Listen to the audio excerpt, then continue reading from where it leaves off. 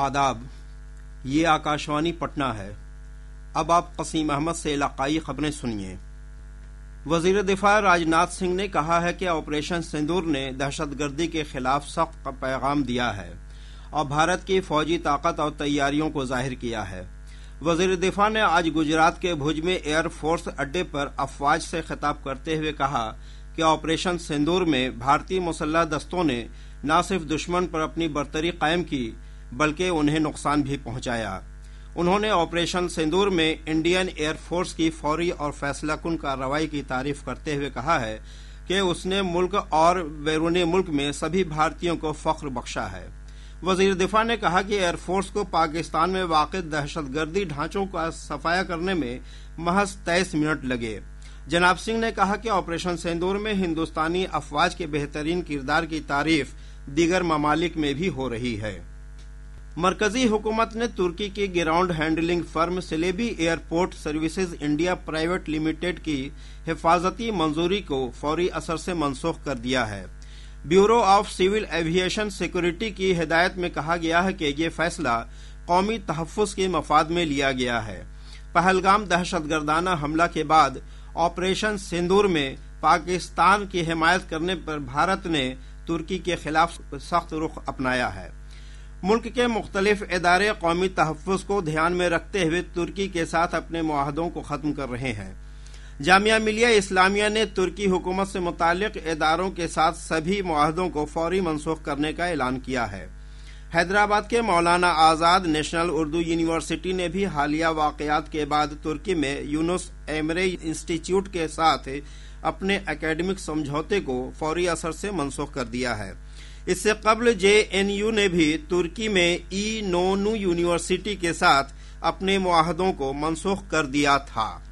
Bihar assembly इंतखाब के पेश नज़र election commissioner doctor Vivek Joshi ने आज पटना में आला सतही जायजा मीटिंग मुनक़िद की।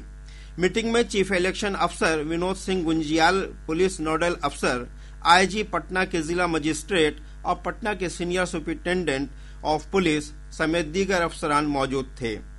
अपने 4 रोज़ा दौरे के दौरान इलेक्शन कमिश्नर डॉक्टर जोशी इलाकाई सतह पर इंतखाब से मुताल्लिक़ तैयारियों का जायजा लेंगे। इस दौरान वो मोतिहारी और बेतिया जाएंगे, जहां वो EVM की अव्वल सतही जांच का मुआयना करेंगे और जिला मजिस्ट्रेट, SP, ERO और BLO के साथ इंतखाबी तैयारियों का जायजा लेंगे। पूरी रियासत सख्त गर्मी की जद में है। माहौल में नमी की मकदार बढ़ जाने से लोगों को उमस भरी गर्मी का सामना करना पड़ रहा है। महकमा मौसमियात ने आज बांका और शेखपुरा जिला में लू चलने का अलर्ट जारी किया है। वहीं रियासत के दीगर खित्तों में गर्म दिन की तंबीह जारी की गई है। महकमा के मुताबिक मानसून कबल की सरगर्मियों के सबब आइंदा कुछ दिनों तक लोगों को सख्त गर्मी से राहत मिल सकती है। 17 मई को रियासत के सीतामढ़ी, मधुबनी, किशनगंज, भागलपुर, बांका, रोहतास, सारण, मशरकी और मगरबी चंपारण जिला के कई हिस्सों में बिजली गिरने के साथ बारिश का ऑरेंज अलर्ट जारी किया गया है। इस दौरान 50 से 60 किलोमीटर फी घंटा की रफ्तार से तेज हवा चलने का भी इम्कान है। रियासत में खवातीन को नजर पिंक बस खिदमात की आज से शुरुआत हुई। वजीर आला नीतीश कुमार ने पटना वाक़े एक अन्य मार्ग से इन बसों को हरी झंडी दिखाकर रवाना किया। वजीर ट्रांसपोर्ट शीला कुमारी ने बताया कि पहले मरहला में 20 बसों की आमदोरफ्त शुरू की गई है। इनमें से 8 बस की आमदोरफ्त पटना में, 4 मुजफ्फरपुर में और 2 बसों की आमदोरफ्त भागलपुर, गया, दरभंगा और पूर्णिया में टाउन बस खिदमात के तहत किया जाएगा। उन्होंने बताया कि दूसरे मरहला में 80 पिंक बसों की आमदोरफ्त शुरू होगी। इस मौके पर वजीर आला 166 डीलक्स बसों की आमदोरफ्त भी शुरुआत की। इस मौके पर नायब वज़ीर आला सम्राट चौधरी और विजय कुमार सिन्हा भी मौजूद थे। इसके साथ ही इलाकाई खबरों का ये बुलेटिन अब खत्म होता है।